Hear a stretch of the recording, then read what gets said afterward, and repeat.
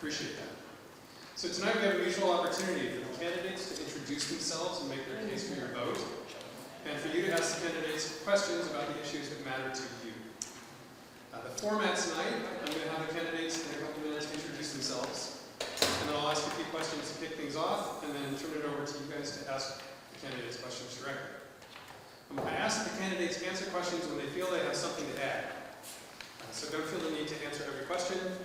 If somebody else answers it, more information you'd like to provide or a perspective, please go ahead. But I want to keep the conversation moving and cover as much ground as possible. And I also ask the audience to be brief in asking your questions out of respect for others who may also have questions. Your opinions are great, but we're here to hear theirs. So before I ask the candidates to introduce themselves, let me set the stage a bit and lay out some common ground. We all love Vermont. It's our home, and I think we can all agree that everybody wants what's best for the state, for our neighbors, our families, and ourselves. It's a wonderful place to live. It's a beautiful place to live. And Manchester in particular would not be a tourist destination if it were not without its positive attributes. That said, Vermont also has some definite challenges.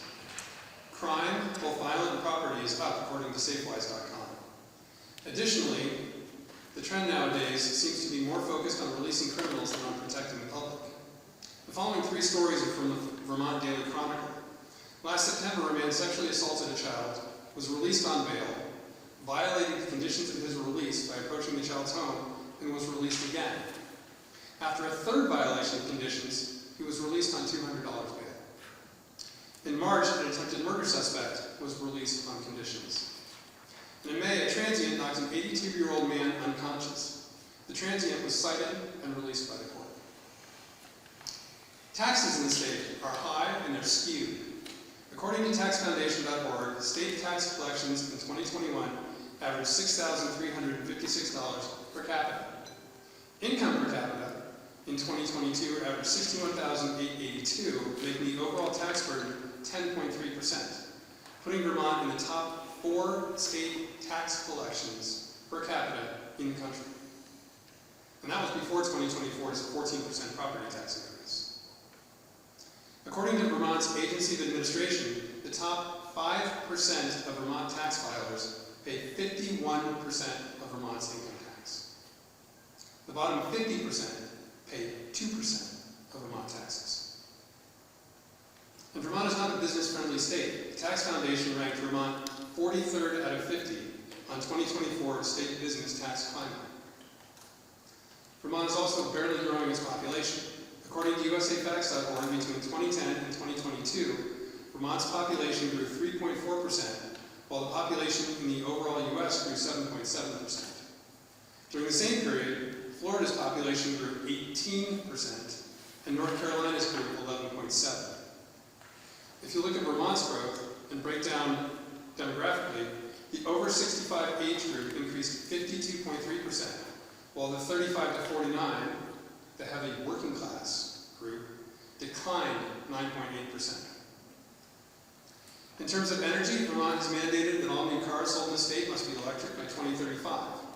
Vermont has also mandated that by 2035, all electricity must be sourced from renewables. How are we going to pull this off? I don't know. I hope you guys have some thoughts on that. Finally, according to the Global Warming Solutions Act, greenhouse pollution must be reduced 26% below the 2005 level by next year. And finally, in education, according to the House Committee on Ways and Means, between 2005 and 2020, equalized pupils in Vermont went from 100,000 to 87,000. In 2001, Vermont was nationally ranked 8th for per pupil spending. That was 2001. In 2024, we were ranked 2nd at $23,299 per student. And over this period, test scores have been relatively steady and have declined compared to national averages. So where's all that spending going? Well, in 2020, Vermont had the most staff per pupil in the country. So that kind of sets the stage for us. I now ask the candidates to introduce themselves and to answer this first question: what top 1 or 2 issues is driving you to run for office?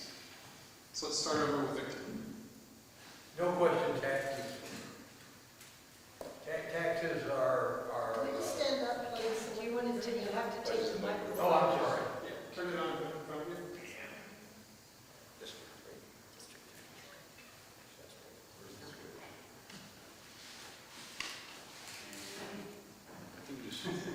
There's no place. You working yet? No? Yeah, it's all. Here it is.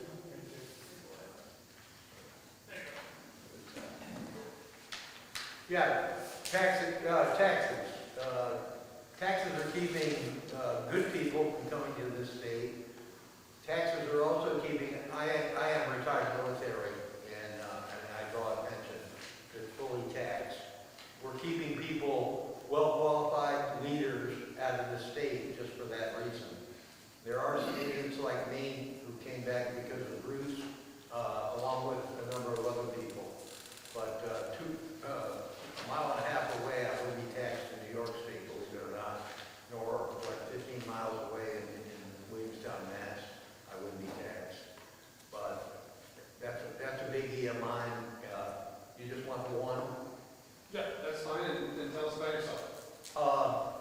I'm Victor Harlan. I'm from one of the oldest families in Vermont. And I was locally educated. I went to St. Joseph College. I went to Southern Vermont College. I was accepted at Norwich, but I didn't go. I wanted to go on the cheap. Nominations to West Point, but I have a lazy left eye, but I was good for the draft. Mowed cemeteries in Shasberry before weed eaters were invented, and wound up joining the Navy, and you saw the movie An Officer and a Gentleman. I got my commission that way, and I was an aircraft maintenance officer, sailed on the carriers, and I was assigned to squadrons and staffs also. After that, and this is all down in Norfolk for the most part, and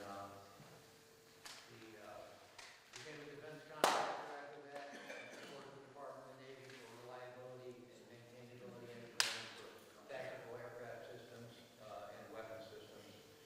And had the opportunity to move up here and be next to my mother, 100 yards away from my 90-year-old mother who passed away 2 years ago. Got to spend the last 10 years of her life with her. And my mother-in-law is still around in Williamstown, Massachusetts. She is a magnet for me staying up here. I've almost thought I've come very close to fleeing myself down to Florida or Tennessee, somewhere like that. And but that's it in a nutshell. And what else are you running for? Bennington 3. In that shed, Very Gloucesterbury, and I think a significant part of Sunderland. Anthony? Yeah, my name is Anthony Cook, and I'm running in, excuse me, my name is Anthony Cook, I'm running in Bennington District 2, which consists of Old Bennington, North Bennington, and the northern half of Bennington, north of the Warren Branch Street, if you're familiar with Bennington. I was born in Bennington. I'm 56 years old. I am owner of a business called Classic Metal Restorations, where I do nickel plating for old antique cars and antique stoves and like that. And in my younger days, I volunteered for the Democratic Party. Not the Democratic Party, but the Republican. Different campaigns, and I always thought about doing it myself. I graduated from CCCB with a degree in business. I also went to GNAT-TV school to learn auto body. At this time around, with the supermajority here in Vermont, things are just not good. The working class is becoming the working poor in this state. I've noticed that over a bit of time here. And affordability, this is an issue, affordability. Property taxes going 13.8% a year. That's just not doable. That's so reckless. I mean, on a federal level, their departments might go up 2 to 6%, but 13.8%, that's just ridiculous. And there's so many other taxes. Right now, with the supermajority, we're like a guinea pig for the Democratic Party. It's just ridiculous. And that's why I'm Thank you. Spike? Thank you, Frank. Well, my name is Spike Whitmire. I've lived in this area for 50 of my 52 years on earth here. I live in North Bennington with my wife of 32 years and my 17-year-old son. And I have a second son who's 25 with a nice daughter-in-law and 2 beautiful grandbabies, which I adore. I'm fairly new to this segment of the political community service, but so just briefly, I've been a local businessman for over 30 years in the Bennington area, tri-state area actually, but in Bennington. I've worked in residential construction, rentals, and development of housing firsthand. In the community service realm, I've worked for almost 25 years at our local soup kitchen. It's down on Vermont Avenue, feeding the poor, helping, encouraging them, trying to give them a hope for a better future. For roughly 10 years, I was a Department of Corrections volunteer, mostly in aftercare, trying to help the people that get out of jail to integrate back into society and find homes and jobs and everything, which is very hard for them to do sometimes. We also worked with a lot with a program called Angel Tree Program, which gives gifts to children whose parent is incarcerated. It's really a great program. If you have a parent incarcerated, they go to the individual that's in jail and ask them, what type of gifts your child will like, and then they raise money and go buy the gifts, and then about a week before Christmas, deliver them to the families in the name of the father or the mother, whoever's incarcerated. That way the child gets a gift from their parent, even though the parent isn't there on Christmas morning. I've worked with local youth in Bennington, the village of Bennington mostly, for over 20 years. Started a teen center. We ran that, trying to give the teens something to do in the evenings after school, some good clean fun. Years ago we used to run a camp for children, which Wendy's here, she helped with that for a while. And it was a camp on and we used to take children from low-income housing and again, who had a parent incarcerated and bring them up to camp and give them the same camp experience that all the other children, their peers at the school got. So we enjoyed doing that. We did that for about 9 years. And most recently, I've served as the board president of a local private school in Bennington. My reasons of running is, like most of us here, the discontent with the current political environment. One of the biggest things that bothers me is it seems like we as individuals don't have a voice. We too often feel like we're left out of the decisions that are made in Mount Pelier. And so I'm running to hopefully, if I'm fortunate enough, give the people of Bennington County a voice. I made promises that instead of finding out about surprises like the property tax bill that was passed on us, the increased property taxes, without any of us really knowing, I'm going to make sure that I post on my website what's going on every week and what's going to be debated, what's going to be talked about, what's going to be voted on, so the people of Bennington County can have a voice and express to me their concerns so I can represent them appropriately.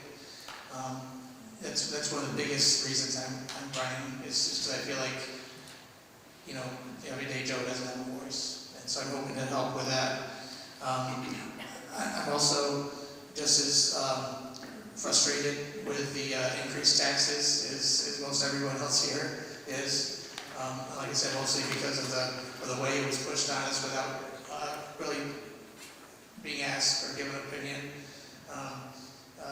It's very frustrating when you see people making decisions for you that that really hurt. I mean, we're 14 to 20% property tax increase is overwhelming to a lot of families. And that comes on top of the inflation and on top of what they're predicting to be increased premiums for our health insurance next year.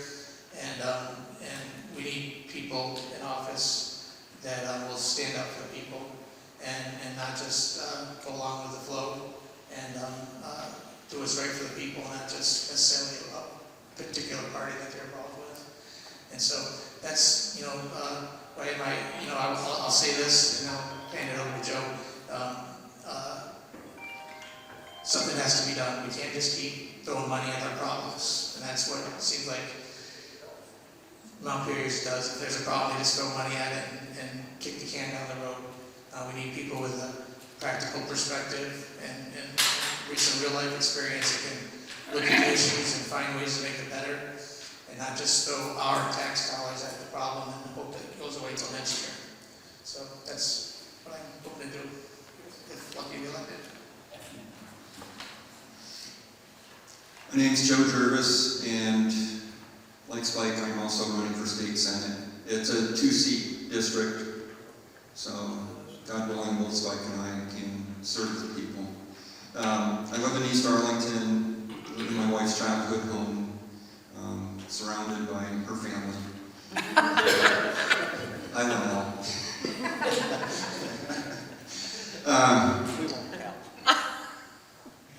I've had a lot of different things I've done in life to prepare me for this moment. Spent 30 years in IT, 20 of that in product management. What does a product manager do?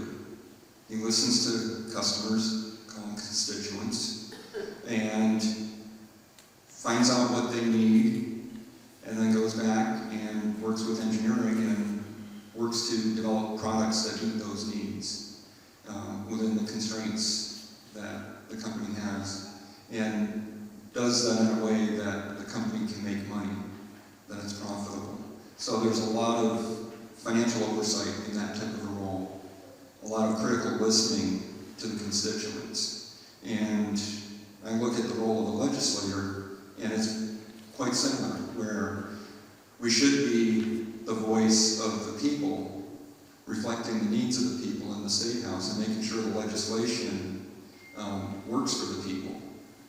What I've heard from my fellow panelists is it's not working right now.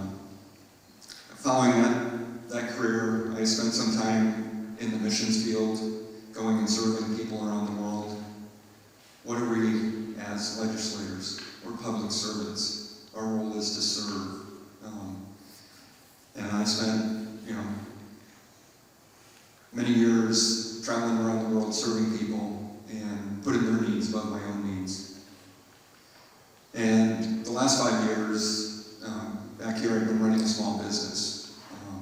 My brother-in-law's got a tree service. I'm the next step up the food chain. I take his output, the logs he brings back, and turn them into lumber and work with a lot of builders that are building different things around Bennington and serving them through that.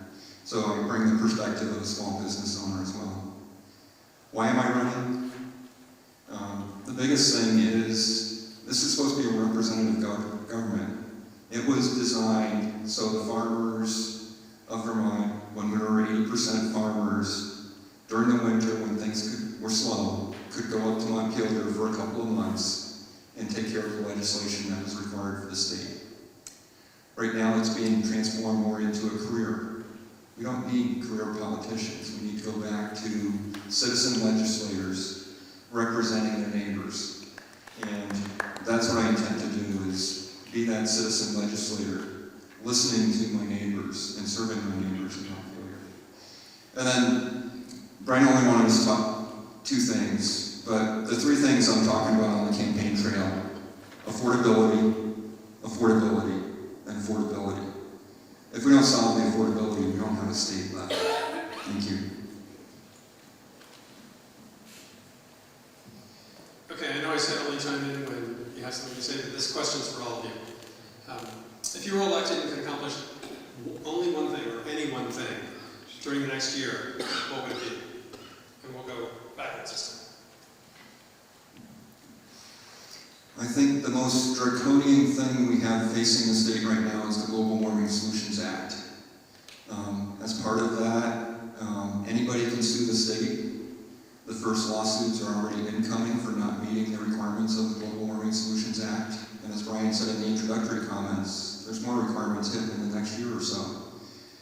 Part of that is what I call the Unaffordable Heat Act, which is the Affordable Heat Act, where it's going to cost Vermonters $17 billion. Essentially, our heating fuel is going to double as soon as this is fully implemented. I say fully implemented because when it was passed last year, steps were taken to start implementing it with permanent staff hired and the PUC developing the rules needed to put this program into place. I'm not saying we don't need to take care of our environment, but the mandates we're putting in place are ahead of the technology to meet the mandates. And we need to transition to something that's more of goals to meet rather than mandates that if we don't meet them, a sledgehammer gets dropped on Vermonters' heads. So that would be the first step. Well, like I mentioned before, I want to change the way people are represented in the State House, like Joe was saying as well, so everyone has a voice. That's important to me. On a more practical note, as I mentioned before, I think something has to be done about the cost of public education. It's spiraling out of control. It's trending at an unfeasible rate, unsustainable, and we have to get some practical eyes on the school systems and the school boards and find out what's causing the cost just to keep going up and up and up and up. We everyday working people cannot afford it. We need excellent education, don't get me wrong. We need every child educated effectively and have a good, excellent education, but we need to find a way to do it more efficiently. And I think we can do that if we take an approach to it, a problem-solving approach to it, and not just a checkbook to it. As I think you mentioned earlier, almost $23,000 per pupil to educate our children. I know from a first-hand experience in the private school I've worked with, we offer an excellent education for less than half of that per pupil. So it can be done, and we just need to get people that's interested in solving issues with the schools. We can't just throw money at them and enable the schools to continue the dysfunction that they're doing.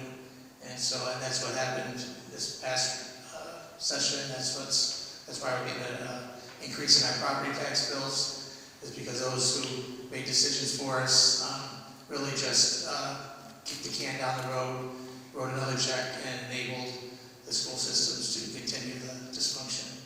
And so, again, we want excellent education, but we can do it more effectively and more efficiently.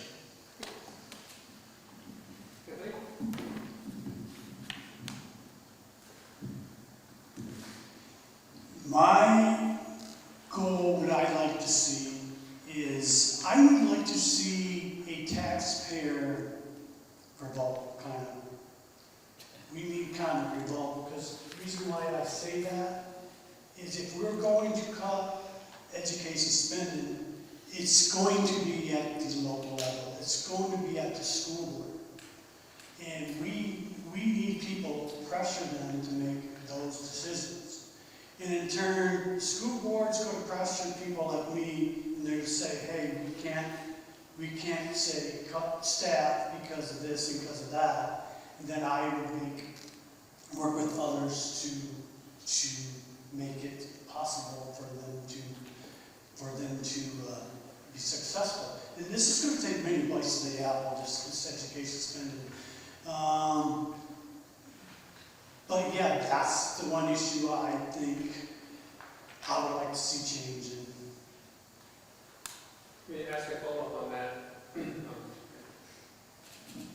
So a couple of years ago, Vermont went through an effort to consolidate school boards. Mm-hmm. My impression of that is it has taken away local accountability. Mm-hmm. I served on a school board in Manchester, and I would get cornered in Shaw's, and people would ask me questions about what was going on. I would be hard pressed to say most people know who's on the Taconic and Green School Board, and they certainly don't see some of the more far-flung members. Yeah. How do you address that? That's a good question, because unfortunately in the state,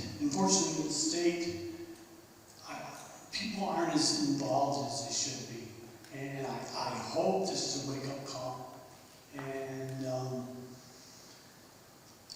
if anything's going to be done, it's the power of the people. And my message is I want to get out to the people. You need a voice. You need a voice.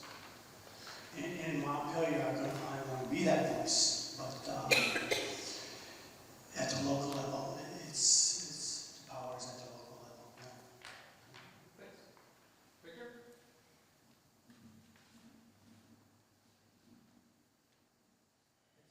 Yeah, I would want to, and I'm gonna go back to the taxes, but. Mike? Oh, I should. Can you hear me now? But, and there's so many different angles on this tax bit. I was involved in debate with my, let's see, he's won the last 2 times, so I'm trying for number 3 and see if I strike out. But one of the things I brought up, and the numbers, I don't think have changed that much. I asked the question, I said, hey, you know, how come if we compare Vermont and Wyoming, who have relatively equal populations, and however, Wyoming is 10.1 times larger than Vermont, how come we're number 3 and they're number 47? You know, I didn't get an answer for that, and I've asked the question a number of times over the years, and I still haven't got an answer from the Democrats. But my primary thing, and there's a number of things. There's like right to work, which I totally think needs to happen in Vermont. But what I'm mainly concerned about is the elderly. I would like to see military retirements be eliminated, because you're not going to draw good people here. You're going to draw the rich people here, or the well-to-do, and the hobbyists, you know, from the Harvards and the Yale and the Princetons to come up here and make it their little social laboratory. But the elderly are just the forgotten people as far as I'm concerned. They want to give, they did give $5 million of stimulus to the illegal, and I emphasize illegal immigrants. And but every time these property taxes go up, which I think should be eliminated after age 65. I think that the Social Security tax should not be taxed whatsoever. You know, that's your nest egg. Again, my military retirement and other people's retirement is their nest egg. Other states recognize that. You know, even liberal states like Massachusetts and New York, it's amazing that they tax on everything else, but they shouldn't be taxing on the nest eggs. And I think we fought, and I say it every day, I have a part-time job at Home Depot that keeps me out of Rockinshire, so I get to talk to a lot of people. And I keep saying it over and over again, we fought a revolution because of taxes in a central form of government. With education, my big deal is to cut the Department of Education by at least 50% and save money.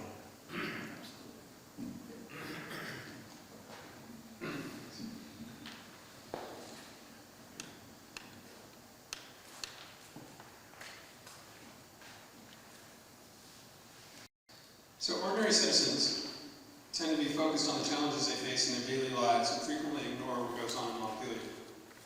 And Joe, you mentioned the Global Warming Solutions Act. My question is, what do you think the average person should know that they have more than likely missed about what's going on up north? And this is for anybody.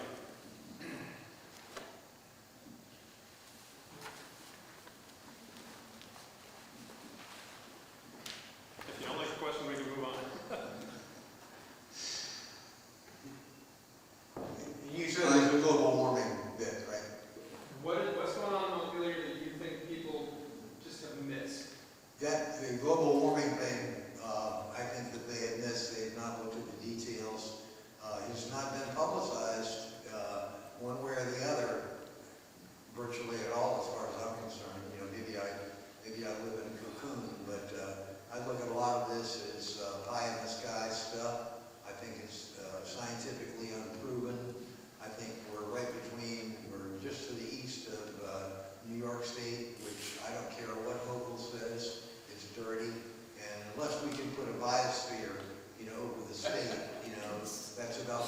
solution to get what they want.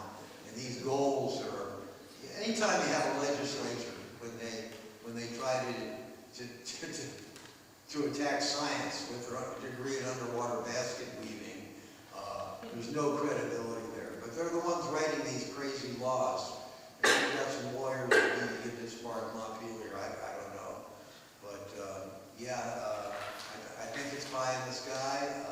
Catch me if you can.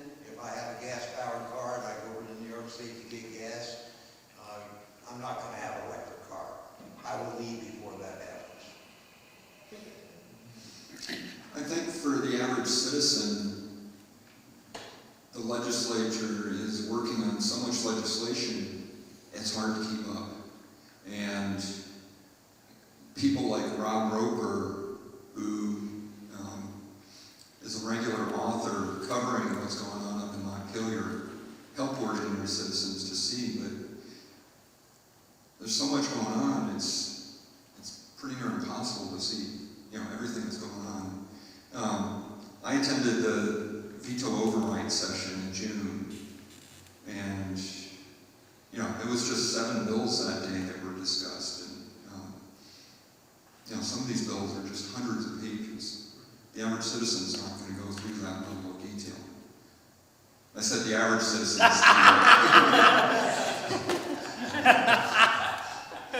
Steve was up there with me that day. He was sitting on the House side. I was sitting on the Senate side.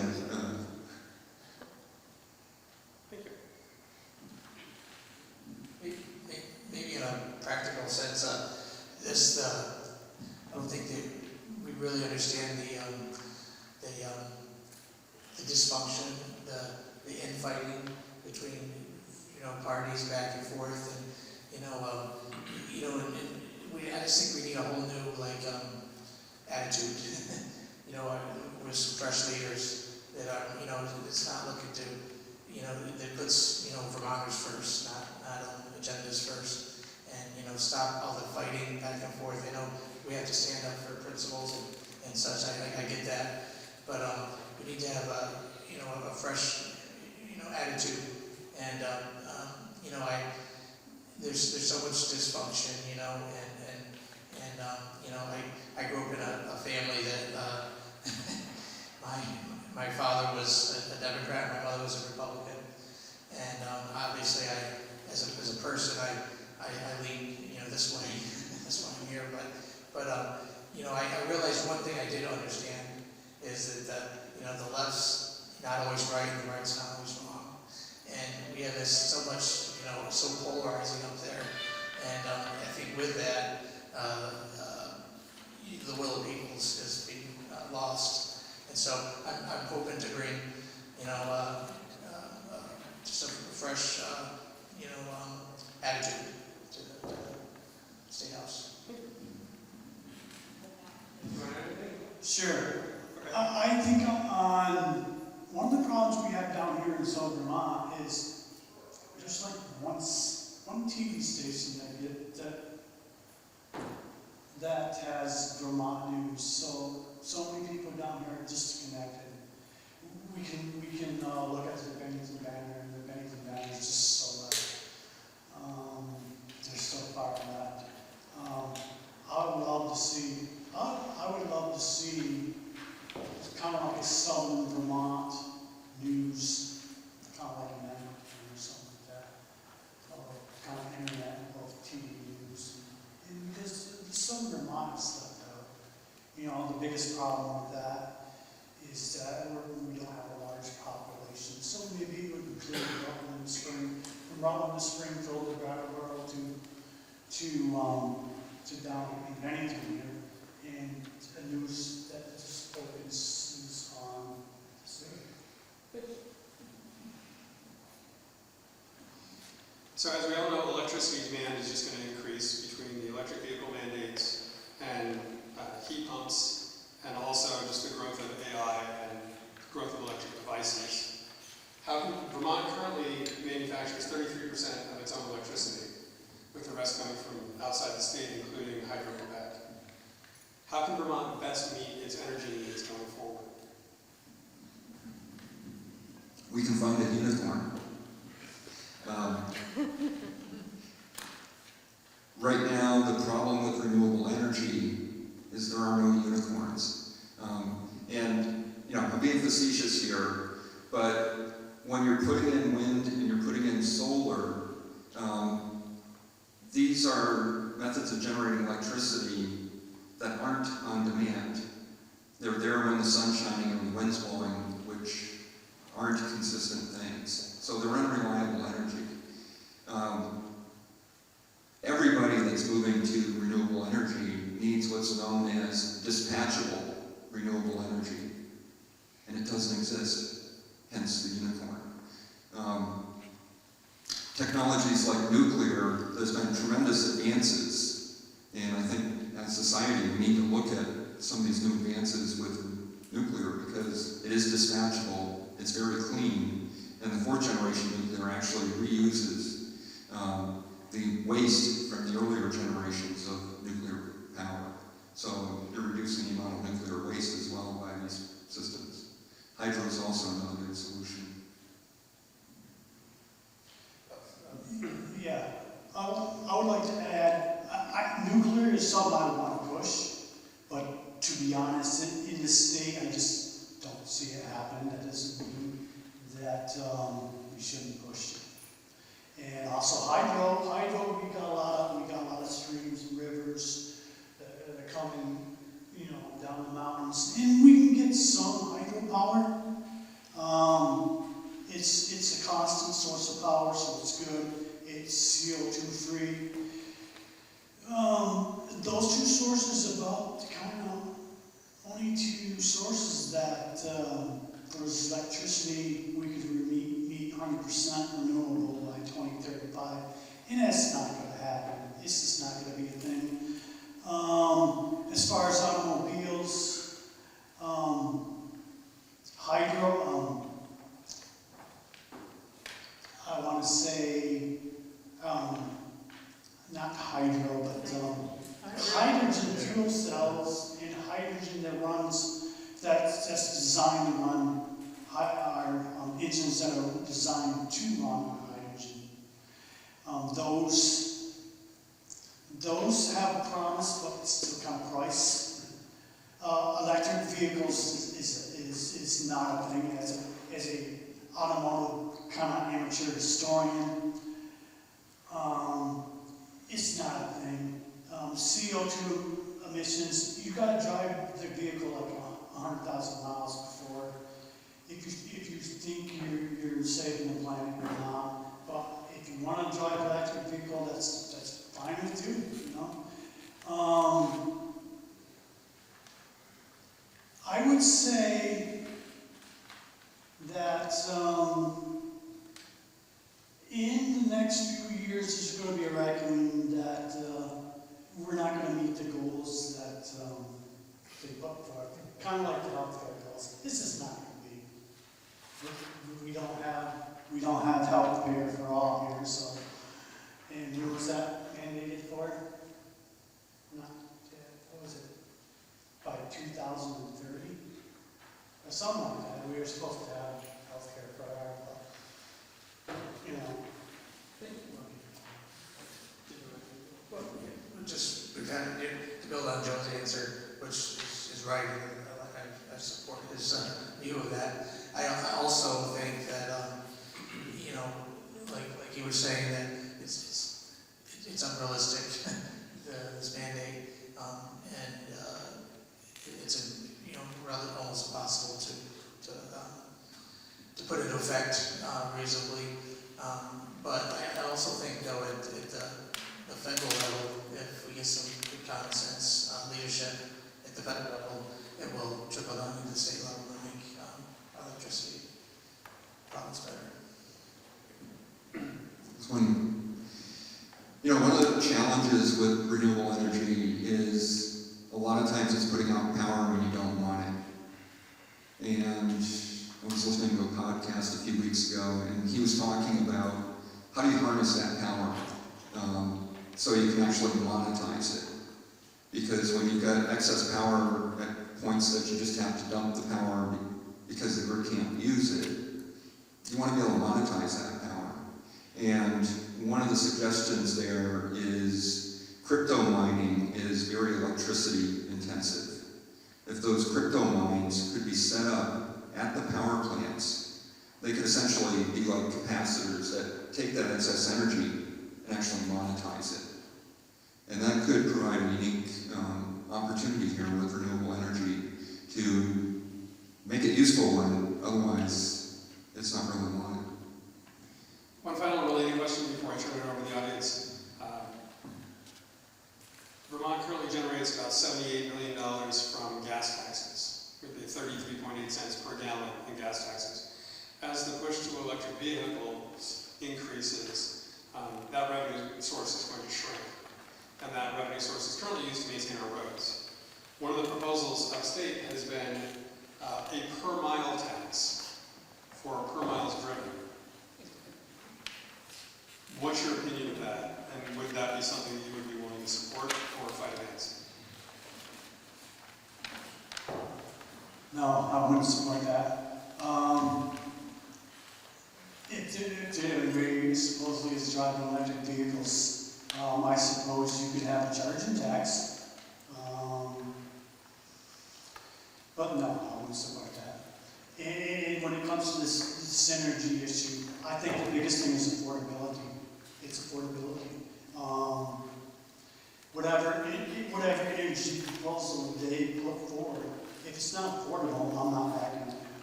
That's just the thing. I would just say in general that taxes aren't the increased taxes aren't the solution to any of Vermont's problems. You know, with the issues with infrastructure and roads and things like that, we already do bring in quite a bit of tax dollars towards that, and maybe we should look for solutions to help spend that money more efficient, more effective, rather than just assume we need to spend more always. Okay, now I turn it over to the audience. Does anybody have questions? Where did you get a chance to talk? Can I just stand up here so I can rest this? Sure.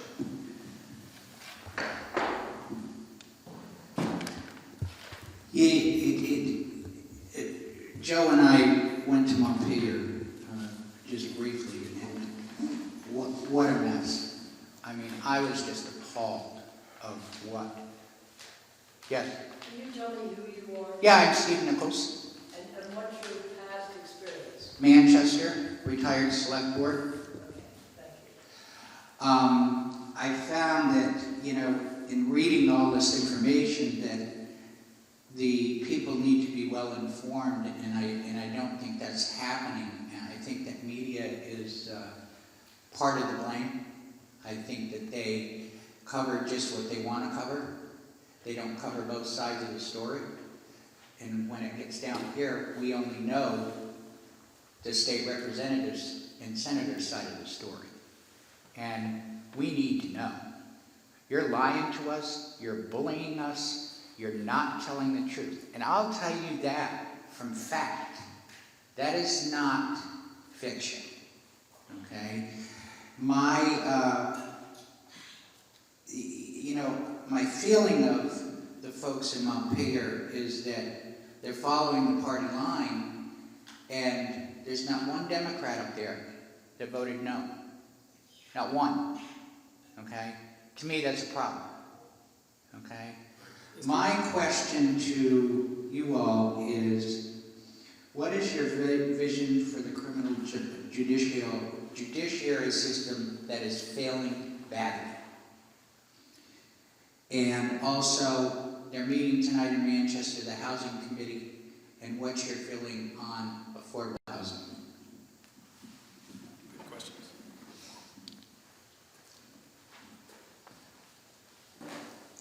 I look at legislation, and half the time the title of the legislation is the exact opposite of what it is.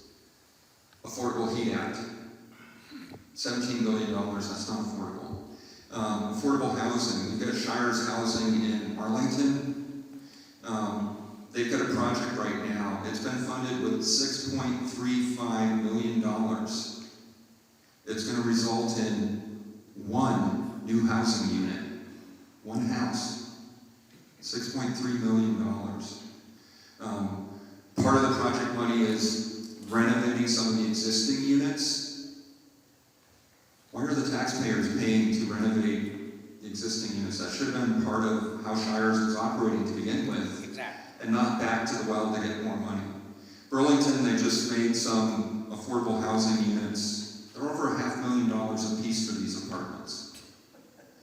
That is the state legislature's definition of affordable housing. I know a project on Maple Hill Road in Arlington here, affordable housing. My brother-in-law's been out with his equipment, preparing the lot. I'm sawing out the lumber. Unfortunately, we've got a lot of state regulation to deal with to build it. But as an owner-builder, you can work around some of that, not all of that. But that's one of the biggest challenges with affordable housing is we have too many laws, too many regulations, and we need to strip that back in order to actually build real affordable housing. Right, absolutely. To add that too, obviously, you know, there's not just in the house, affordable housing, but in general, there's too many laws. And I think we don't need more laws, we just need to make the ones that we have better, and go back and update some of them. But to speak to what you said about crime in the judicial system, that is something I'm passionate about and have some experience in. And first and foremost, we need to support our police. Without a doubt, we can't undermine them and expect them to be able to do their job effectively. So we need to support our police. Another thing I've seen is we have too many repeat offenders. We need to develop programs and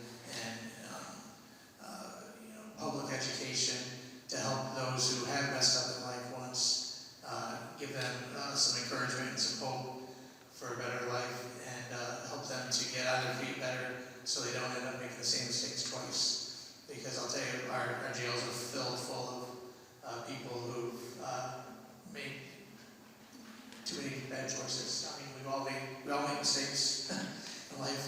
I heard somebody say once, we all make mistakes, some get caught and some don't. But the truth is, you know, when we make mistakes, and for those who've done crimes, we need to make sure they don't do it again.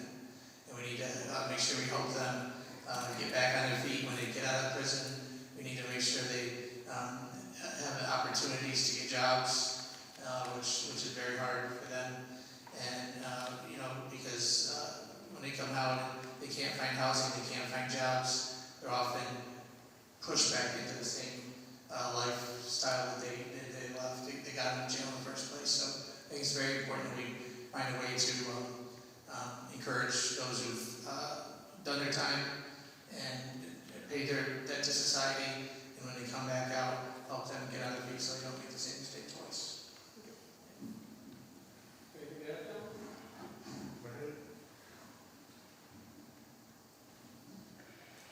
With the judicial system, I fully support the police, all police. They walk up to a car with a tail light out, and they have no idea what to expect. Who knows what's going to happen? It could be death, even. However, the judiciary, I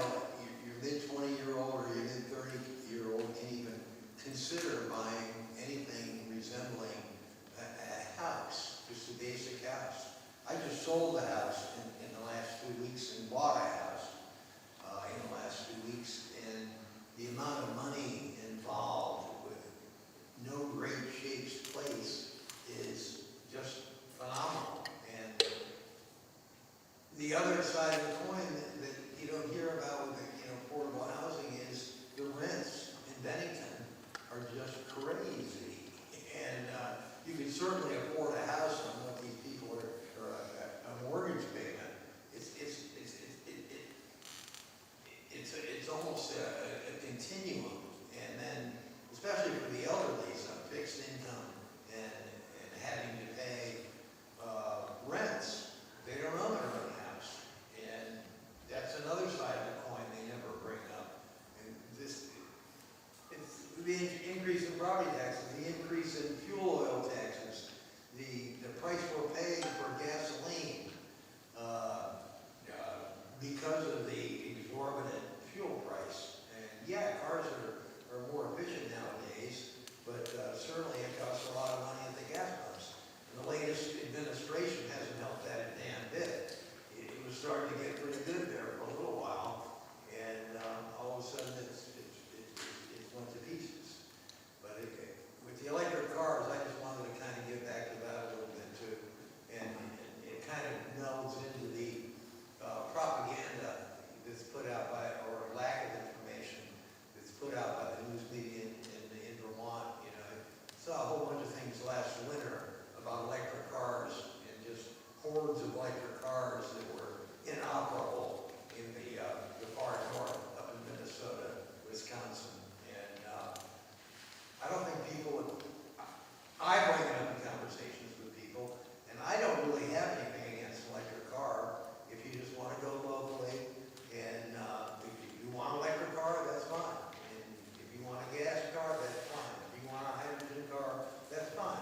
This is the United States of America, and we're supposed to have freedom, not have a bunch of quacks up in Montpelier tell us what we're doing. Last year when I saw a legislative update from my representative, they had a bill about composting, and I'm going, what in the heck are they doing up there? I told Dave Durkee, I said, catch me if you can, I'll compost any damn way I want. And it is out of control with the regulations. They need to be cut, and it's the same thing coming out of Washington. I don't know if they're playing this cocky me game, and hey, I can throw out more regulations than you can, and we'll see how bad we can suffocate the people today. I've said enough. Tell us how you really feel, Rick. We didn't get this with the housing crisis overnight. You look at interest rates, right now interest rates are really high. Eventually they're going to come down. And we're always going to have the housing shortage if we have high property taxes. We're one of the highest in the nation. We spend more per student than every state except New York. And they got New York City, so that's pretty bad for us. Definitely, as long as we're paying high property taxes, we're going to be paying high rents. And we're not going to grow the economy like we need to. If we can lower property taxes over, say, the next decade or so, or at the end of this decade, for the next 6 years, at the same time interest rates are going down, we could actually get an economic boom. And that's the way to create housing. That's the only way it's going to be. I mean, we could, like Joe was saying, it costs so much for the government housing, and it's just not worth it. And down here in Bennington, they were in the hotels. They were paying about $3,000 a month just to house the homeless people. But it's not a situation that's going to be fixed overnight. But I believe in the entrepreneur spirit. If we can get construction going again, things will get better. Questions? Second, Carol. Me?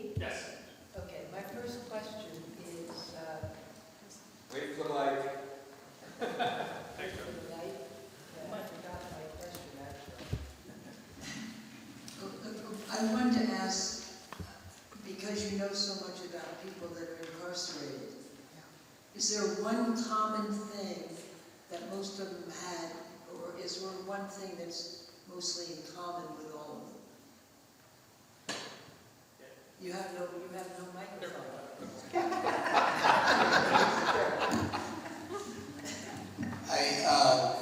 If I had to say a common thing, I would say it's growing up with very little hope for their future. With the family dynamics, which has been decimated over the last 30, 40 years.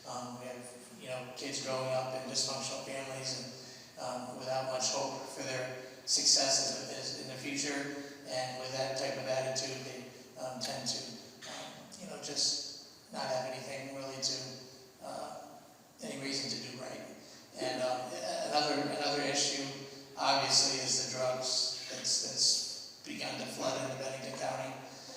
That's a big thing that's fueling our, the overfilling of our prisons. We have to do something about that. I know Bennington police are doing their best and they're trying really hard, but we have to support them and find a way to shut down the flow of drugs in our area. And lastly, I've seen a lot of underlying mental issues contribute to some of the crimes that are committed. And so we need to be effective in recognizing that at a young age and getting the people who need help before they get themselves in trouble. Well, there are just two things that come to mind. Johnson had the Great New Deal, I believe, where he allowed women to have children and get paid approximately $1,500, $1,600 a month, as long as they didn't have a man living in the house. And I blame a lot of what I've seen, because I've done a lot of social work too, on that one thing. But the other thing that upsets me is, and I don't know if this is true, so correct me please, the state of New York, I think it's mandatory to live in the state 2 months, 3 months, whatever, before you can collect unemployment. Vermont, I think you have to be here 1 week, and then it's retroactive back to the first day. And if that's true, nobody wins. There's no winner on that one ever. Unemployment or not fair? Welfare. Sorry, welfare, not unemployment. Now, Carol asked about incarceration, but I think the root issues are the same root issues that are underlying the homelessness crisis we've got in the state, including the 1 day of residency, because Vermont compensates the homeless very well here. So you find the homeless population actually increasing because people are coming in from other states. We've got to solve the same problems, the underlying drug problems, the underlying mental health problems. Bennington, there's a new project going on there, a women's recovery house. Those are the types of solutions we've got to get behind, not putting people with a drug problem in a house, but not helping them with the addiction. We need to deal with the addiction, we need to give people hope. And, when they don't have hope, they turn to drugs, they turn to other things. Yeah, and with that too, I just add to that point is, I found that if you, give someone a hand up, not necessarily a hand out, if you help them get on their feet, you help them get a job, you help them, find housing and develop healthy relationships, the odds that they turn back to their previous life goes way down. And so we just need a mindset to help those who've been incarcerated, made mistakes, help them so it doesn't happen again. Because, like I've said before, people will make mistakes, we just want to make sure they don't do it twice. And we want to help them live a successful life and restore them to a successful life.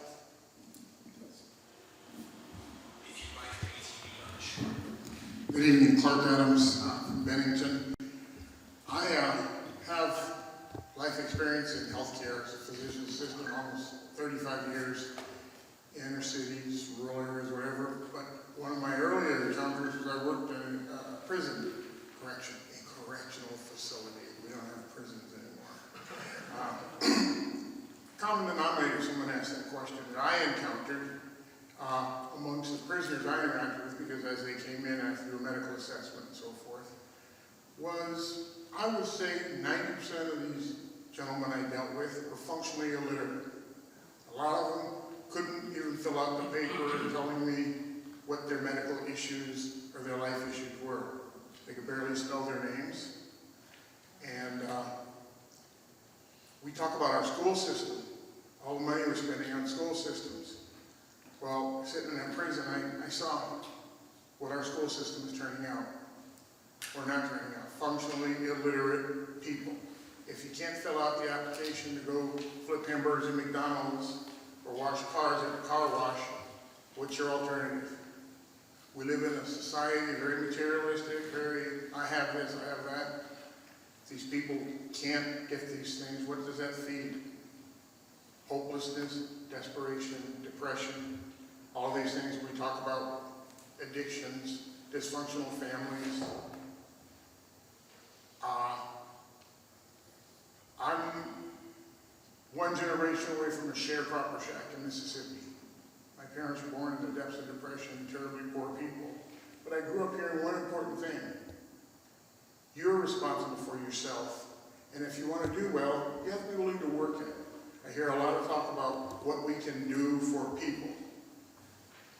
I'm still waiting to hear the guys in Montpelier say, what are people going to do for themselves?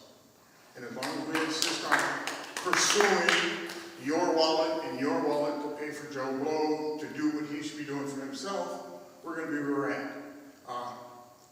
I'm actually, I got orders called for bumper stickers that say, stop Californicating Vermont. We can't solve people problems with our wallets.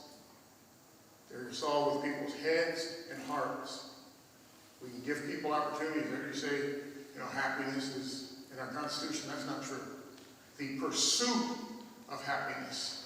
Are you heading to a question? But my question is, based on the things I'm telling you, you talk about education and these issues with criminality, the judiciary. What do you think you can do based on what I've presented here? Thanks.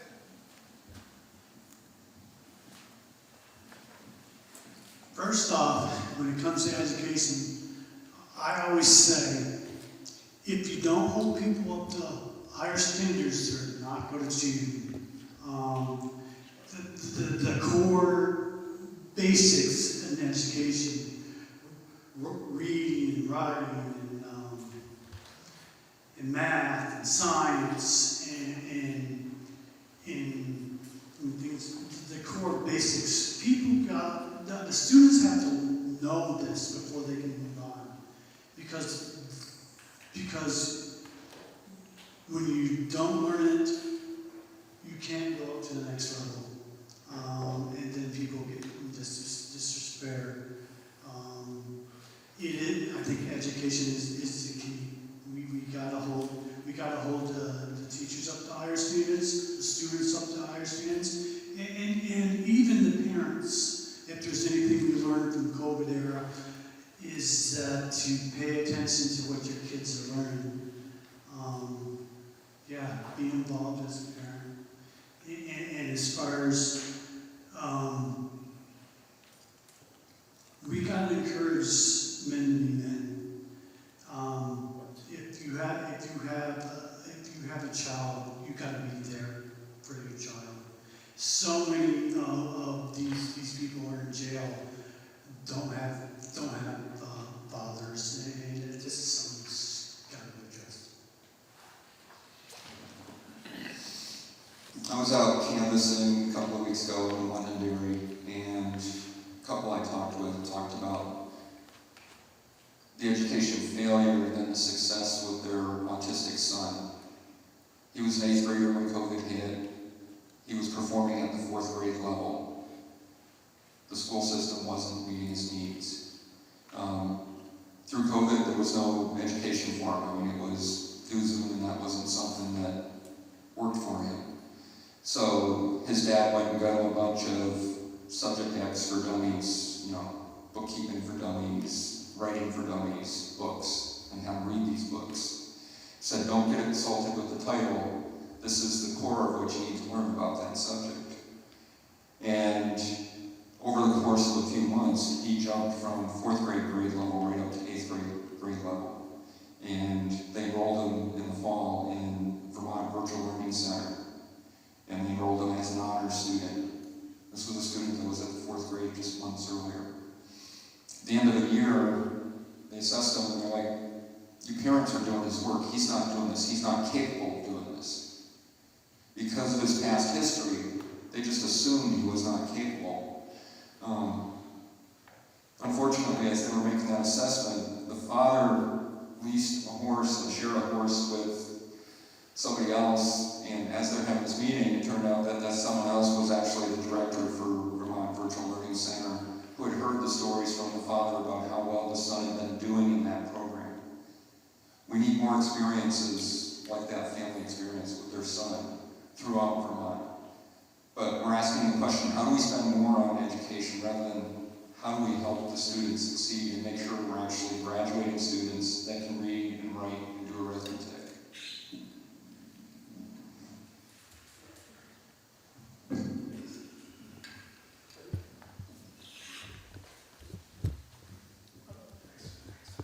My name is Kathy Meitner, and I live in Sandgate, and I've always thought that school nowadays, especially the university and colleges, are only ideological propaganda machines, and they're not really learning what they need to succeed other than, you know, this computer stuff. So I don't understand why people who may have a lower education level and who don't want to go to these higher educations, why can't we get tech schools in? I mean, you're always looking for a plumber or a mechanic and electrician, all these things. We need those people, and I think that would bring a lot of people here if we could get those schools, because there are always jobs, they're always in demand. So what are your opinions on that? Thoughts about bringing technical or trade to schools? I haven't gone to tech school when I was younger. Definitely, there is a shortage. There is a shortage in the trades, and it's really affecting construction right now.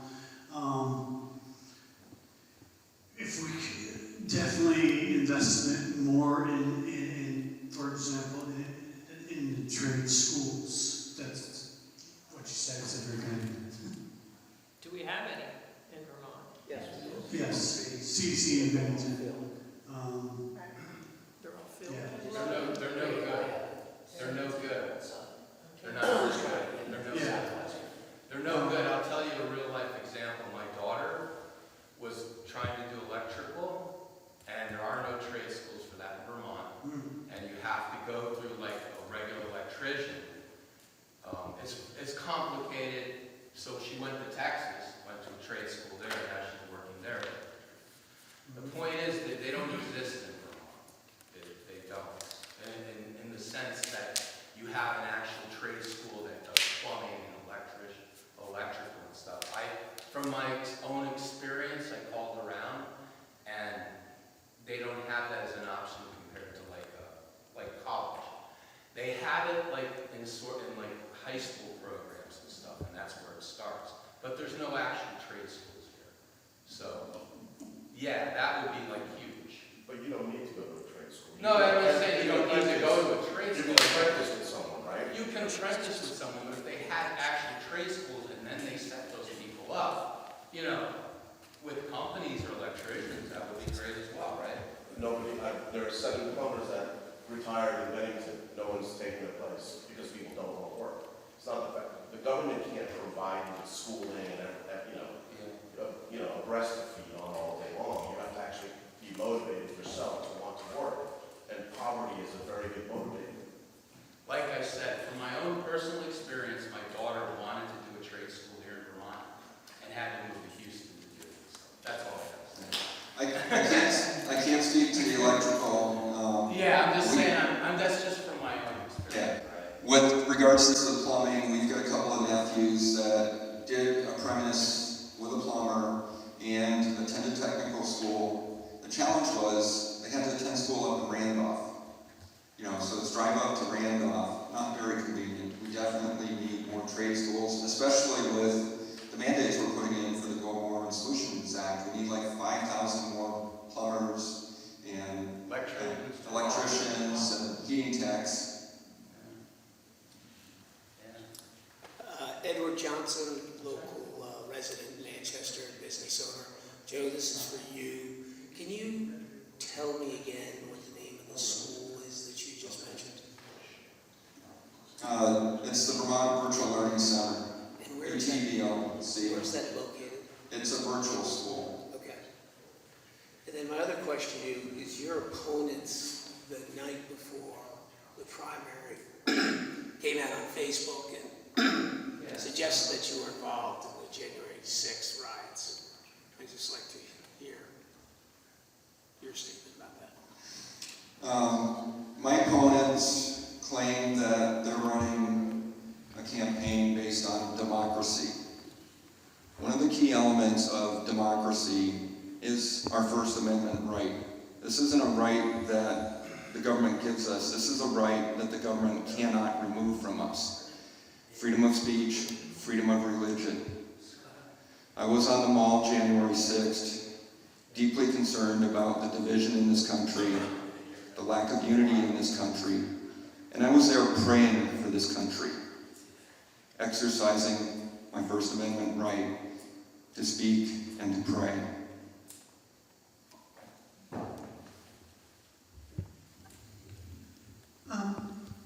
My question's about education, but there was years ago that a shift took place where we shifted from the local level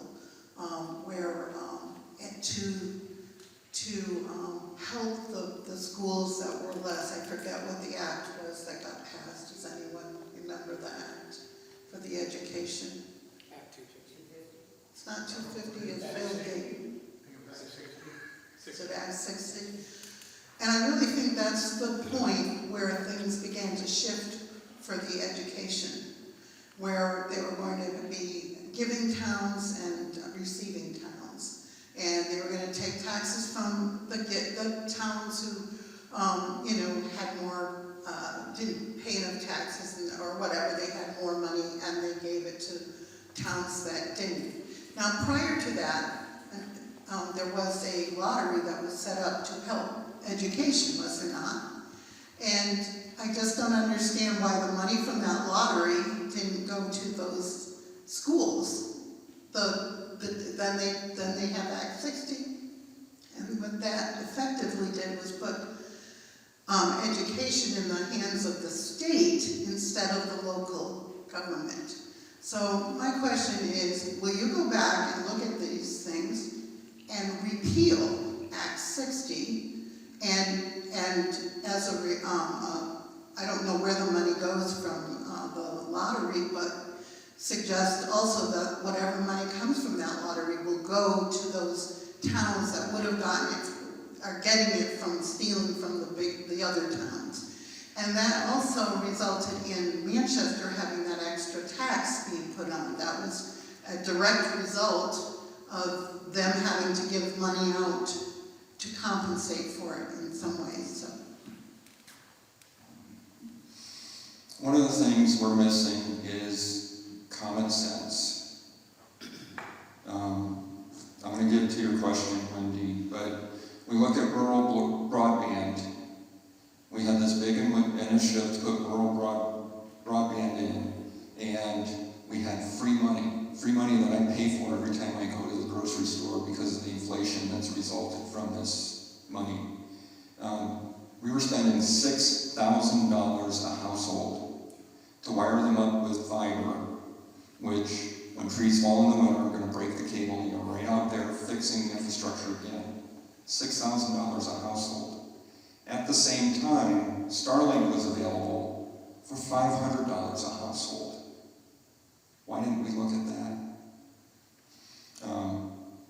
Londonderry, there's a project right now with ARPA money. Again, more of this free money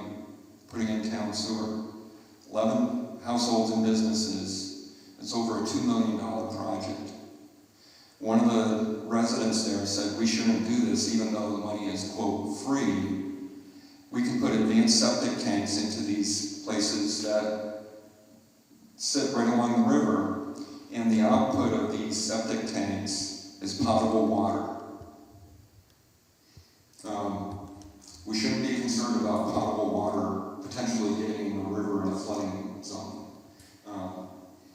Those solutions were $600,000 for those 11 houses instead of over $2 million.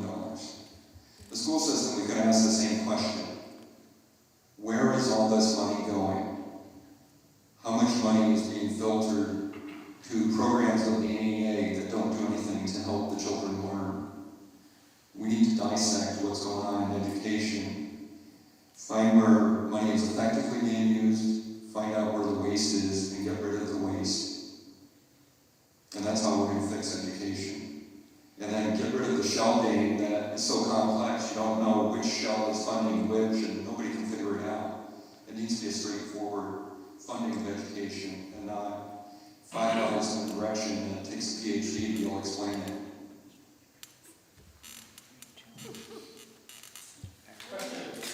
One other point I wanted to make about that also is that this year, with that increase in property tax, we now see the state telling the towns what their tax rates have to be. So it just has progressed and progressed and progressed, that the state has more and more power over the local instead of, and when you said about a revolt, that's the revolt we need to have. To say absolutely not, no more. We are taking back our locales. We're going to decide our tax rates. We're going to decide what we teach in our schools, and you have to get out of our business. And because the thing that really blew my mind was when he said, oh, well, this whole amount at the town meeting is decided by the state. We can't do anything about that. This isn't the education. This was that thing, and the rest, this little bit, we had control over. And then, I mean, that's not the way it should be. That it isn't their job to decide the tax rate, the property tax rate of a town. It's the townspeople's right and responsibility. Question? Yeah. We haven't really touched on this, but illegal immigration. I don't think it's hit Vermont too badly yet, but I read where they're in this, I think it's the Stanton sector up north there from Canada, 15,000 illegals have come into eastern New York, Vermont, and New Hampshire. Now I know progressives here love to support illegals, and I think they should support our people first, and if we have a surge of illegals flooding into Vermont, what can you do up in Montpelier to let the people know what's going on and, you know, what we can do, because we have to take care of our own. I would also tack onto that, do you support giving illegal aliens the right to vote?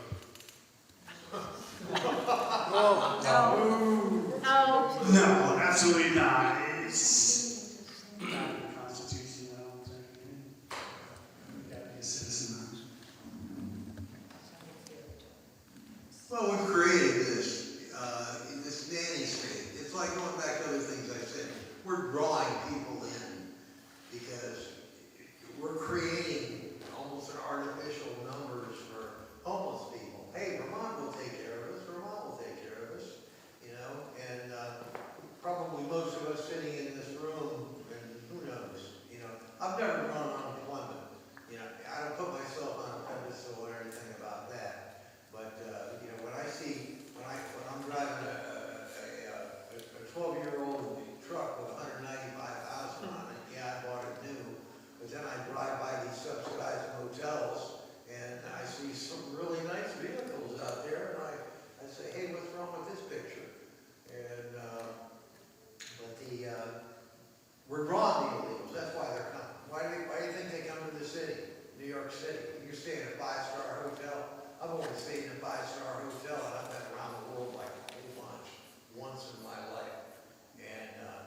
tearing them up. Who's gonna pay for that? You know, the Waldorf and stuff, tear them up. But, the legislators feel as though they're helping society. You know, we're getting more diversity, we're getting more Hispanics, you know, this is great, but, no, I can't, I'm sorry, I'll fall off my soapbox here in a second, hurt myself. I was just gonna say that I agree, and, you know, immigration is, you know, we all came from immigrants at one point, most of us, but it's gotta be done the right way, you know, and I do think we could streamline the process, so, it's more encourages those who want to come here to do it the right way. I am concerned about the northern border, like many of us are. I would look forward to going there and talking with the local police force and seeing what, you know, they're the boots on the ground. Nobody knows better than them what they need to solve that issue. And I look forward to talking with them and, you know, finding out what they know and how we can support them to do the job better. You know, and that's an overall philosophy that, you know, when you know, people that aren't on the ground working every day, make decisions in Montpelier, that's when things get all off kilter and messed up. And so, you know, with the schools, I would support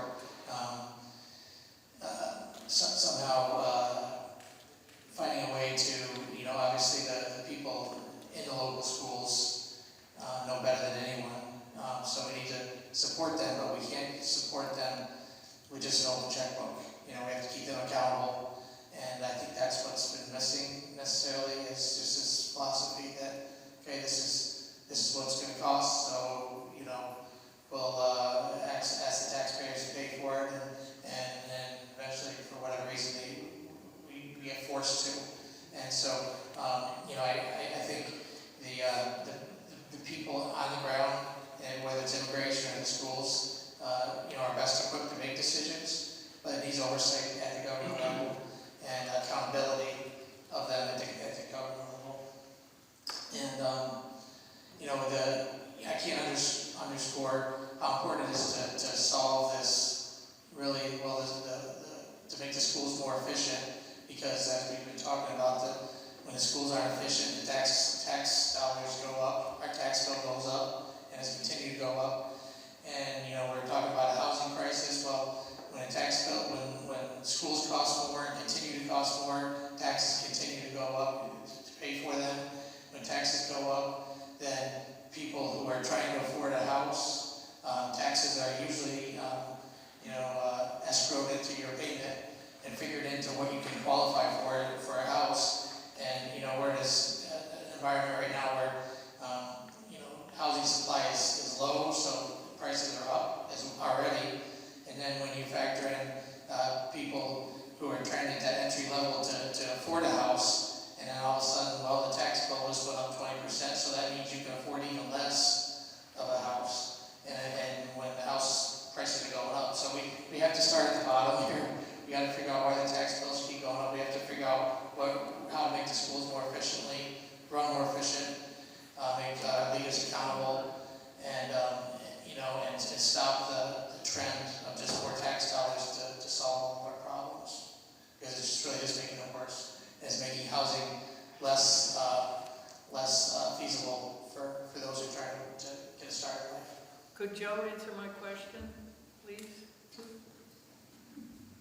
On the monstrosity of illegals entering the country, which is probably 15 million now in the last 3.5 years. And that will affect us eventually, so. Where's the data? Where did you get the 15 million number? A different podcast that I listen to. But no, there's no study that you saw, right? You just heard it online some places? Well, you can watch the people flowing in, and Federal agencies reported over 10 million in unknown, far beyond that. The numbers I've seen on federal documents is 10 million, which has to be up through Homeland Security, Customs and Border. All right, I'll look it up. I heard it was higher, I heard it was 25. Hearing something and having actual data is two different things. So when you're gonna say something, you should do right about it, not just I speculation. am right. I understand, I understand. Go ahead, Joe. We are already feeling the effects of it. We're seeing school budgets being impacted because of extra English as a second language education is being required there. So it's affecting our schools here in Vermont.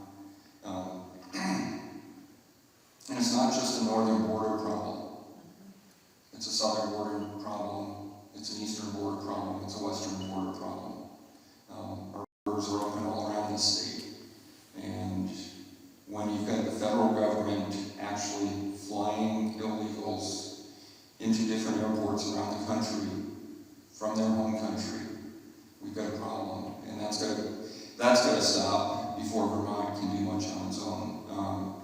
We've seen some of the southern states take stands with their National Guard and then end up in court fights with the federal government over state sovereignty versus federal sovereignty. Vermont, at this point, I don't think we've got the appetite to assert our state sovereignty like some of the other states.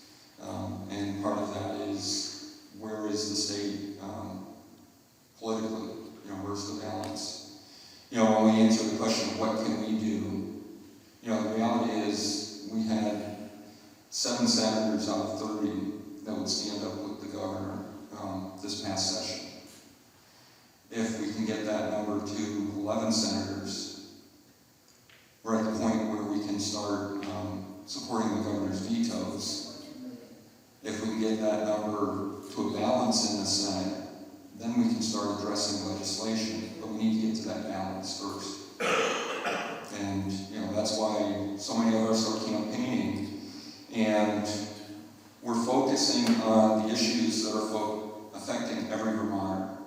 The affordability issues, the crime issues. You see our Get Real banner there.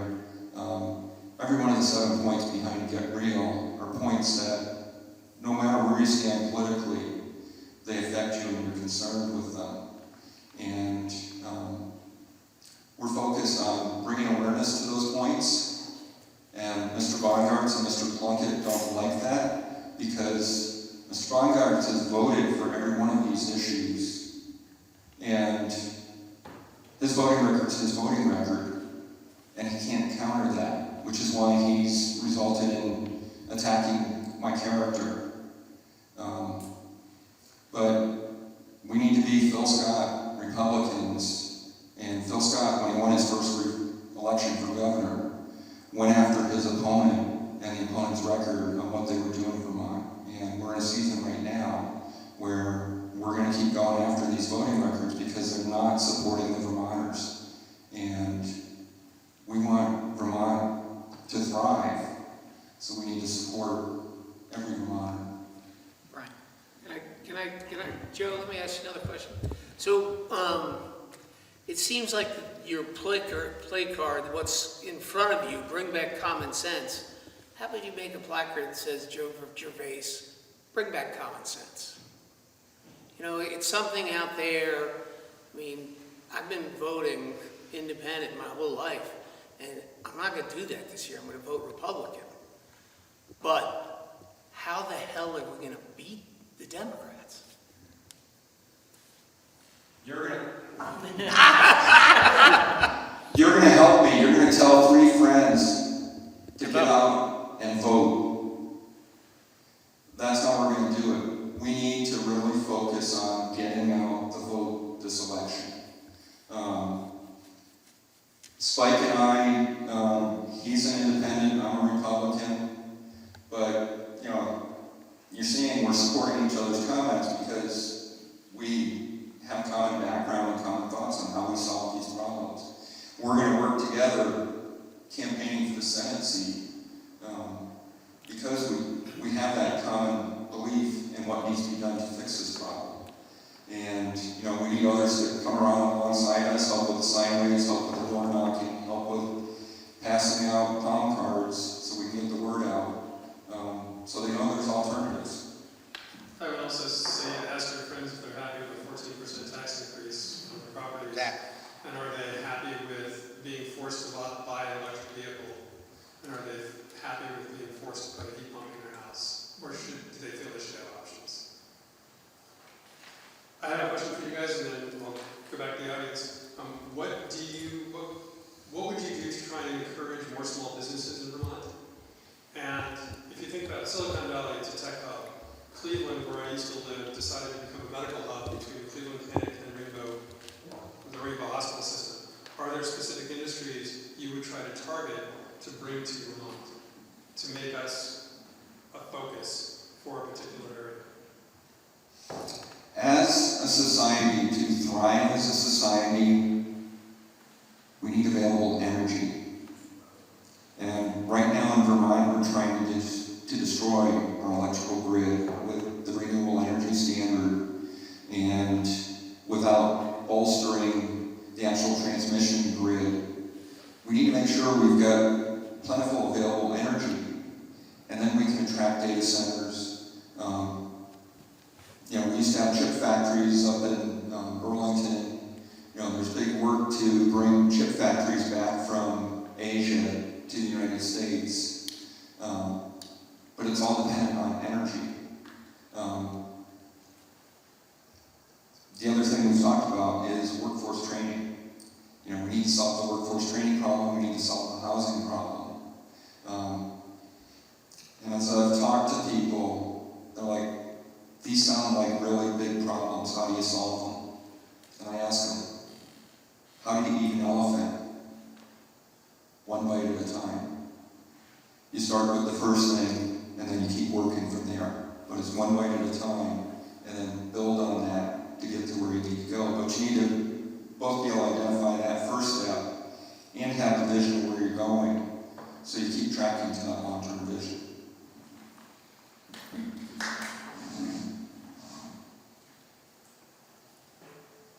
No. No. The question is for you. Okay. I'd like your take on what you think you could bring to the state of Vermont, and business-wise, what type of business would be attracted here? The question is to you.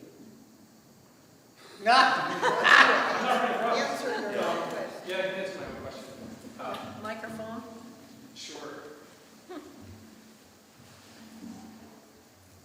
We've touched on a lot of it tonight. You have to recreate the profit incentive, right? You have to make Vermont more affordable.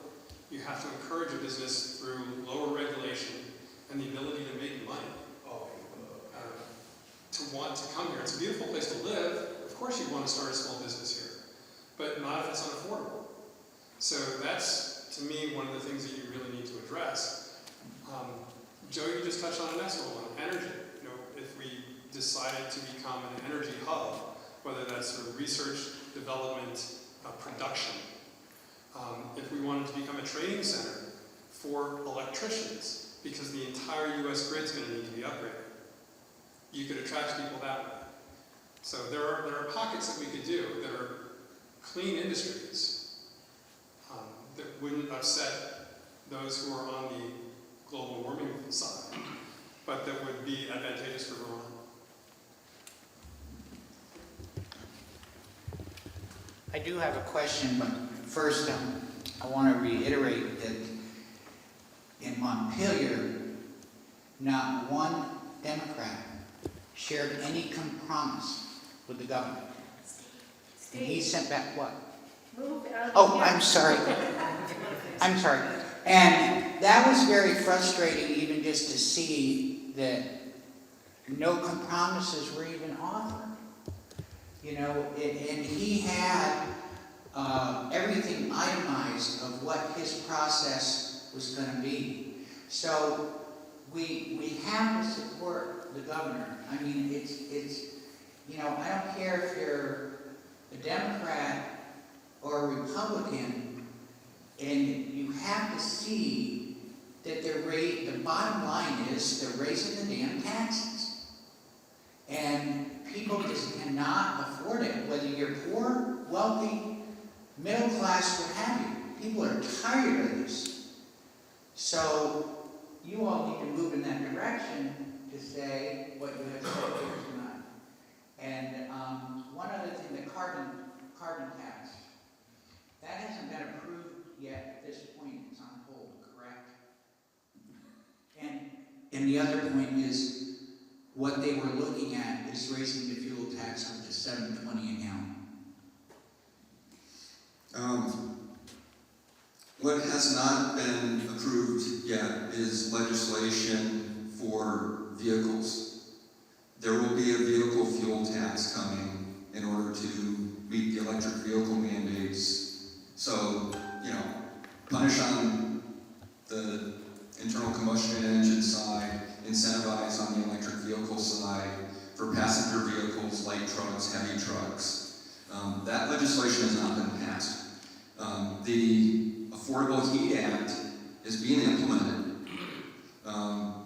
They're saying, oh, it was just a study. I've read that 41 pages of the bill. The PUC is being directed to implement through either regulations or rules the Affordable Heat Act. It's not, oh, after we do our study. The sole study that was enacted through that legislation was a study to figure out how many clean heat credits can be generated each year and how much is it going to cost. The how much is it going to cost was $17.3 billion, which the Fuel Dealers Association is saying equates to about $3.20 a gallon per gallon of propane or heating oil for our homes. Increase. So that's up to about... So essentially double our heating costs. One second. When COVID hit, we were told that you couldn't go to the polls. And so Vermont made the decision to mail a ballot to every registered voter. What is your opinion of that? And now that we are several years post-COVID, should we still be using that as a method for our elections? And if not, what should we change it to? I have talked to numerous town clerks in the area and asked them several questions. Vermont does not require signature verification for mail ballots. So I asked them, how do you know that Sally actually filled out this ballot? Well, I don't. How do you find out who filled out this ballot if Sally didn't fill it out? Oh, there's no method. Can you prosecute somebody that takes Sally's ballot and fills it out in her place? Well, no. So what's our protection here? Oh, it's illegal. That's the honest answer I'm getting back from town clerks is mail ballot fraud shouldn't happen because it's illegal. But the system is designed that there's no way to detect or prosecute for any fraud in the system. I do believe in requested absentee ballots for those that can't get to the polls. And we have a process where 2 justices of the peace can go to a home and deliver a ballot and ensure that person has the opportunity to vote. I believe in all other cases should be a single day of voting, paper ballots, no machines, with voter ID. I can't do anything else in life without an ID. Why is it restricting my ability to vote to ask for an ID?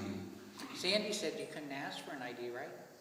Current law does not allow it. And DMV does automatic voter registration in 14 languages besides English.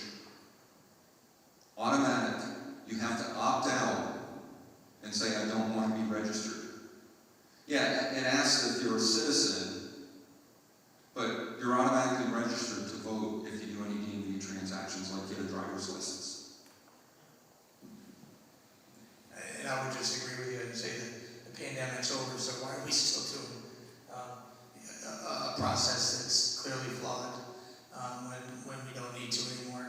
And again, that's, government in general, these things like this happen, and if we continue to keep doing it, all of a sudden it's the norm, and so, we need to stop this. If you're shut in, or if if you aren't able to vote or if you're away, obviously, you know, a mail-in ballot is needed.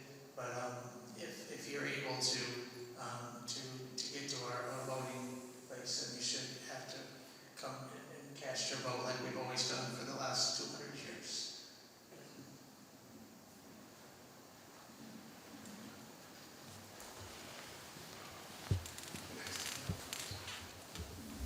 You've got this make housing affordable again side of me here. I'm a landlord, so I know about construction and building housing. The issue is not taxes, okay? The issue is zoning, okay? Now, I've got a house in Bennington that's a very large house, it's a duplex. It's got 2 4-bedroom apartments in it. And it really wants to be 4 2-bedroom apartments. Families change, family sizes change, family compositions change. So I can't do it because it's in the village residential, and I can only have a maximum of 2 apartments in there. So the big issue is zoning, okay? And some properties in Arlington require 1-acre zoning, half-acre zoning, and you can only put so much on. And, you know, I mean, I'm on the Arlington Planning Commission, and I had to fight with someone about getting, you know, he wanted to have a minimum size of house, of home. I said, we shouldn't be regulating that. The government should not be in the business of telling private citizens how many housing units to put on their property. The neighbor might get mad, you know, but that's the issue. Everyone, you know, has a NIMBY approach to things. They want more housing, but then they don't want more housing. So, you know, the big issue that you should focus on is zoning and changing zoning laws and having the state. You want things to be local, I get it, but having the state superimpose something that says, we're going to take this out of the local hands because we need more housing. And it's not a Vermont issue, it's a countrywide issue. We have 3 to 4 million fewer housing units than we really need. And, you know, most of the real estate that's owned is owned, a lot of it's owned for cash, a lot of it is at 4% and below. So these are not people who are going to move. So if you fix the zoning problem, I truly believe you'll fix the housing problem. Isn't it a more issue of Act 250? That's my question. Yes, he's right on the zoning issue. It is difficult for people to get in to do things in the state because of zoning. As you know, somebody who has a plating shop, I've dealt with that. We definitely have to have better, more zoning needs to be evenly changed more than what it is at the local level. That's something we definitely need to look into. And property taxes, yeah, property taxes are a problem with housing. Actually, property taxes are killing growth in the state. And not just housing, businesses and everything else. We can't have paying so much in property taxes. It's just, it doesn't work in other states. Other states that with lower property taxes are doing pretty good. So obviously, property tax is one of those things. And definitely Act 250 reform. So. Yeah.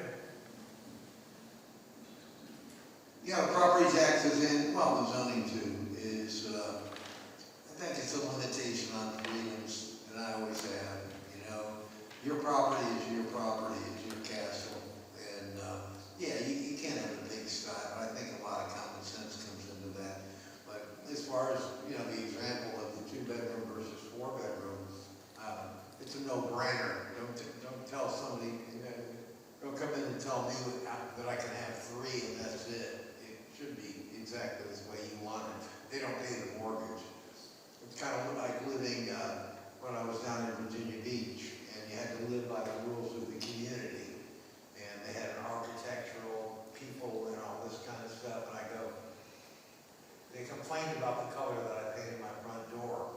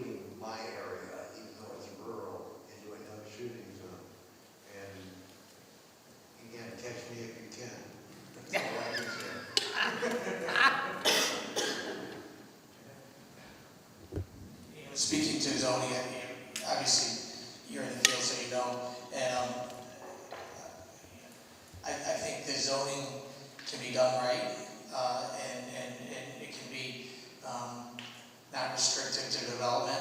I have an idea that a proposal to require towns to designate a certain portion, whether it's 1% of their square footage or whatever, and have the people on the ground that know the town better than the state level look around and see an area that would be, a reasonable spot for subdivision and development, and then require them to allow the zoning to change to encourage development and subdivision in those certain areas. If you just left subdivision up to everyone, I'm afraid we'd end up with developments where we was really affected the beauty of Vermont. But I do know that if we're going to solve the housing crisis, we have to do something dramatic, and we have to have places to build houses. And I think I see other states, they have certain areas and subdivisions. Vermont doesn't have a lot of subdivisions, and they're effective. You can put 10 houses in a certain area that doesn't affect the views and such, and it works. And I think we need to look into requiring villages to designate certain areas for subdivision and change the zoning in those areas to encourage development. Creating opportunity zones? Yeah. Something like that. Yeah. I saw you trying to say something. Did you want to Me? Yeah. I know what you think about what I can do is of no. I don't need a bunch of people in an office telling the private sector what's going to ruin the visual beauty of Vermont. Okay? Yeah. Because it's already beautiful. That's why I'm here. I like my neighbors. I like the visual beauty. I like that I can see the stars. None of that is going to be, if you're building a subdivision, I don't want to live in a cookie cutter house. I live in a house from 1850 in New York. I live in a house from 1920 here. I like the old houses, but some people like new houses, and they like houses on one level. And as people are getting older, they want one-level houses. But you can't find one-level houses. You can't find ranches. So maybe you build a development that has ranch houses in it. Do I think they're attractive? No, I think they're hideous. But it's not for me to tell the private sector what they should be doing and where they should be doing. Because I'm much smarter than the guy in the office. Much, much smarter. Because I'm putting my money where my mouth is. That person is not. I take a risk every day with hundreds of thousands of dollars. I'm not going to waste it or squander it. So telling me how to build and what to build, I'm going to know my customer better than somebody in the office. And I'm that guy in the office, so Yeah, I mean, maybe you took me wrong. I just meant that we need to somehow, you have to have places to put houses, so somehow we have to, maybe compromise with because there's those people that don't want any subdivisions, the reality is we need some subdivisions because we have such a severe housing crisis. And so I think if done right, we can encourage subdivision and, enable, the private sector to supply the houses that we need for our people in Vermont. That's really what I meant by that. Thank you. I'm going to agree with you on overreach zoning. Londonderry just had a big blow up there where their 30 or 40 page zoning regulations was going to change into this 300-page document. Homeowners weren't going to be able to have lights on after 10 o'clock at night. The voter I talked to, whose wife is a second shift nurse, and they've got bears, he's going to keep his light on for his wife. It was just over-regulation. And I don't think the overregulation stops at zoning. It also includes energy regulation related to building, water and septic. I mean, how many new designs these days aren't requiring a mound? Most systems are requiring a mound these days, which is more cost to the builder. And then Act 250 itself. Our opponent is patting himself on the back for his Act 250 reform. Higher density in the villages, and don't build any place else. That's not going to solve our housing problem. Hi, change up again part-timers. One thing that seems to have left this discussion, not made the discussion, was healthcare. Trying to find a dentist, a family physician, or even getting an appointment with a specialist. And I think I gotta ride a unicorn to get to their office. What can the legislature do to bring healthcare providers into our state or retain them? I know in Bennington they're talking about a training program for primary care physicians. In my experience, I've worked with a training program. These are folks who usually come with families, spouses who usually are professionals, if not other physicians. There's no place for them to live in Bennington. You're going to come here to train and maybe even stay when there's no place. So I mean, I think the legislature needs to make a serious look at what's going on in this state with not just health care. It doesn't matter if you have the grandest hospital in the world. Nobody can work there. We need people to deliver care in this state. I know, unfortunately, I've known quite a few doctors and such, and the Medicare system doesn't pay the doctors the same rate in Vermont as in other states. And so we find a lot of the doctors and potential healthcare providers just going to a different state to do it. And so unfortunately, I do think we might have to up the payments to our doctors in the Medicare system to attract the very best in healthcare. It's not something I would love to do, but unfortunately, it's a competitive market. It's a competitive with the professionals, and a lot of the best doctors and nurses are just working over the border in New York or Vermont or Massachusetts because they can pay more. So we have to be competitive with that. At this point, I think we're running out of time. So I want to thank everybody for coming. I think our candidates will stick around for a few minutes if you want to talk to them